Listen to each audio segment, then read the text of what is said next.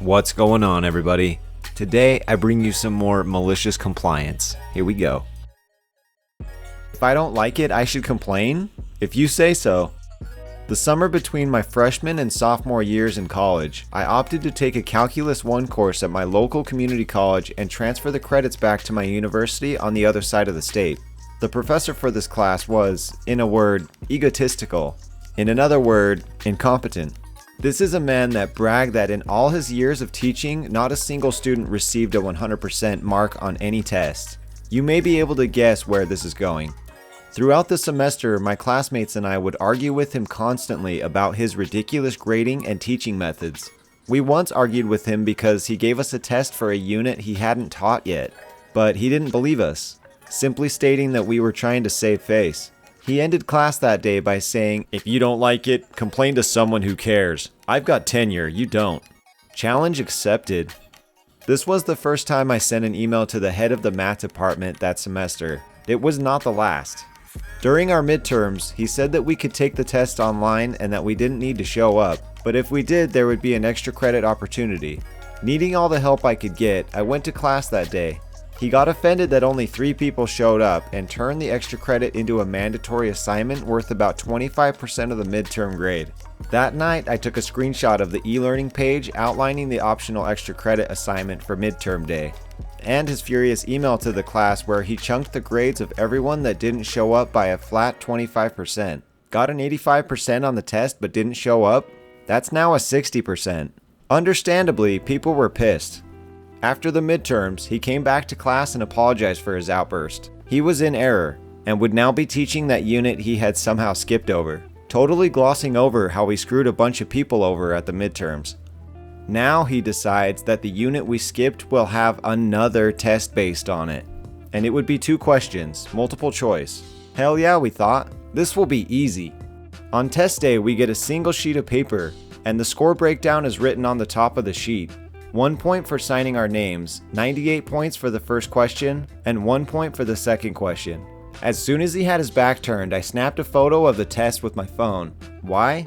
Because the second question was a trick question disguised as a throwaway, and I remembered his bragging about no 100%s.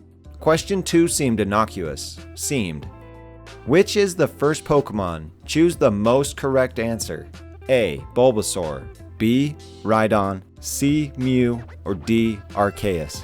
Some of you may know that all answers are correct in some way. He wouldn't accept any one answer as the most correct. When the class was going over the answers to the test, he was proud to say that everyone passed, but nobody got 100%.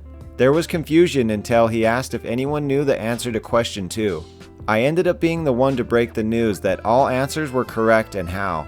He agreed with my assessment, yet still stood firm that none of us got it right simply by the wording. He was so smug that he got one over on us yet again. That day was email number 3 to the head of the math department, which actually led to the woman in charge asking me to come to her office the next day to explain in more detail what was going on. So I went to meet the head of the math department. Let's call her Dr. Math. Now, Dr. Math had me go through each and every email I had sent her and explain in as much detail as I could what had happened, how, and why. By the end of the meeting, she had a very full notepad, thanked me for the time, and sent me on my way. My professor was not pleased that he received another warning from Dr. Math, telling him to shape up and pull his head out of his ass. In comes his malicious compliance. He decided that it was high time that we stopped fussing about with the trivial stuff and got even more strict with class rules, grading, attendance, you name it. He opted to stick close to the rules laid out in the college handbook that hadn't been updated in several years. One of the rules was that as soon as the class began, the door was to be locked and nobody was to be allowed in late. That was especially problematic for us since class time was during rush hour in the middle of a downtown area. A lot of people, including myself a few times, missed out on the whole class because of traffic, and had to immediately head home in that same traffic. Tension slowly built and grades suffered until finals time when it all came to a head. He decided to take pity on us and have our final at the beginning of finals time so we could get it out of the way and have more time to focus on our other classes, or just have more free time. He then put up our final on the e-learning site and said that there was no on-campus meeting for the final class. Just take the exam and have a good rest of the summer. Paranoid as I was, I took a screenshot of that. Exam day comes and goes. I did decent with the 90%. Then I noticed my final grade was a big fat 0%, and he had changed the online message to state that the online exam was merely a practice and that on-campus meeting was moved to another day earlier in the week. We met on Thursdays. He set the exam for Tuesday, then edited the online post to say it was on Monday. The post had been edited on Friday. Screenshots all around and a lengthy email sent to the good Dr. Math. My grade was back to where it should have been, and that professor had his employment terminated. It sounds like this teacher just had to be better than everybody else. It's a shame he's not able to work as a teacher anymore. My God. Edit employee hours? You got it, buddy. So, a few years back I worked in retail, managing a large kiosk in a local mall that sold cell phone accessories, primarily cases. I'll keep the company anonymous, but it was a franchising business, so it had an independent owner, and what I'm going to describe is the fault of this owner, and not the corporate entity. So, pretty typical mall sales job, situated in the center of the walkway. As with any sales job, your job was essentially to make people uncomfortable enough to the point where they would just buy the product. Sales staff made $7.50 an hour, and if they were lucky enough to average $75 an hour in sales, you would get a whole 2% of your sales in the form of a bonus. These products were marked up upwards of 1,000%, so it was a real spit in the face to be paid so little, working so hard, and getting a joke of a bonus that rarely tallied up to be more than $200. As a manager, I made a whopping $9 an hour, and I was in charge of submitting payroll. As with a lot of jobs, there was a policy of moving your punch to the nearest quarter hour. Clocked in at 8:10 means you clocked in at 8:15, as far as the company was concerned. But it was my job to edit all of these at the end of every pay period. I only had 3 people working under me, so it wasn't so bad. One day, I was called by the regional manager and told to drop everyone to the lowest quarter hour, rather than whatever was closer to the punch. So if you arrived at 8:01, sorry, this isn't an 8 o'clock punch anymore, it's 8:15. If this was communicated to the employees, it'd be whatever. Kinda crappy, but whatever, you know what you're getting into. Only, I was told specifically not to let employees know, that it would cause uproar and the company would announce it later in the quarter, so the fallout would be placed on them and not me. This announcement never came though. Instead of doing this, I pleaded ignorance. It's a great thing to do when you're in an ethically poor situation and you have the leeway of making mistakes. I simply edited people's hours to the earlier quarter hour rather than the later one. Got to work at 8:14? Nice. That's an 8 a.m. punch-in now. A month later I was confronted about it, pleaded ignorance and was told to correct it, then quit. I know this is a bit outside of malicious compliance, but I thought it was fitting enough. It's amazing what some companies will do to save a penny when they view their workers as expendable. Always check your pay stub and keep your own records of clock in and clock outs. Yeah, I probably would have quit too.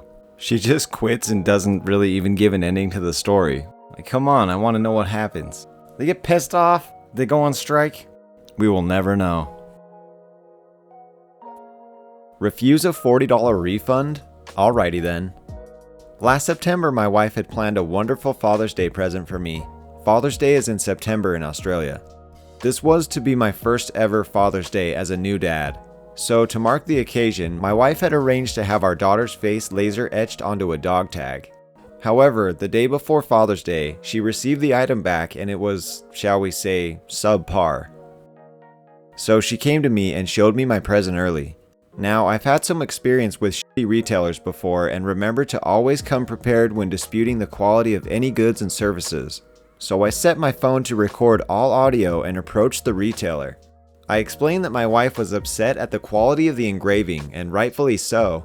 I requested a refund and was immediately met with resistance. To begin with, they blamed the quality of the photo we provided. Then when I disputed that, they said the laser engraving doesn't do depth very well and some faces can end up with some shadows missing. End of conversation. They refused the refund and threatened to call security if I didn't leave. The engraver is located in a mall that I also happen to work in. My wife and I left. We straight away left a less than glowing review on their Google page. This was met with accusations of us being unreasonable and threatening violence. Ours was not the only review to which they had this response. They informed us that the matter had been passed on to the local police and that a restraining order had been applied for.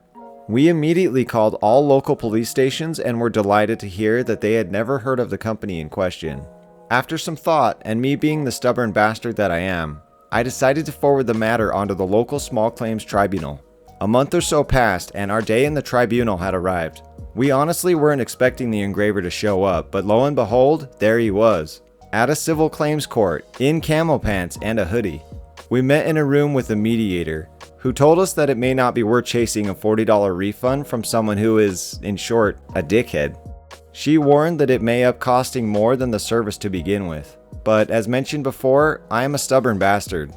We pushed forward, opting to go to hearing. This is when we heard some marvelous news from the engraver. Oh, I'm not prepared to go to hearing today. I haven't got any of my evidence. Ding ding ding. We went to a hearing that day. The registrar ruled in our favor and issued a notice of payment. The business was to pay us $40 within 2 weeks. 2 weeks later, no payment, no surprise. During this time, I had been communicating via email with the holder of the engraver's lease, who, in response to my complaint among many others, had decided to terminate the lease, effectively kicking the engraver out of the mall. My man. While the engraver was organizing a new venue for his business, I had filed a motion for a writ for levy of property, meaning the local sheriff was able to enter his premises and relieve him of merchandise to the value of the refund, plus court fees, now totaling $139. I informed the engraver, asking him if he would like to settle like a reasonable person or have the sheriff pay him a visit. He was not a reasonable person. Just so you know, you now owe us $139 due to failure to pay in time for the original order. Would you like to sort this out like a civilized person, or would you prefer I send the sheriff to your new shop to repossess some items to cover the cost? Go for gold, mate. That's not how the law works. Once the writ had been issued, the fee then increased to $225. All I had to do was wait. And wait I did. Until March 13th this year, when the sheriff finally attended his new business premises. He was offered an ultimatum: pay the fee or have merchandise repossessed. Ladies and gentlemen, we got him. The man paid. He was stubborn for 6+ months over a $40 refund, only to be down $225 plus $5 interest. Oh, but that's not how the law works. Honestly, I would have done the same thing too, as I am a pretty stubborn bastard as well. That's a pretty cursed dog tag if I've ever seen one. Look at those eyes. If you're new to the channel, consider subscribing and jump on the Discord if you're interested. Links in the description. We'll see you all next time. Peace.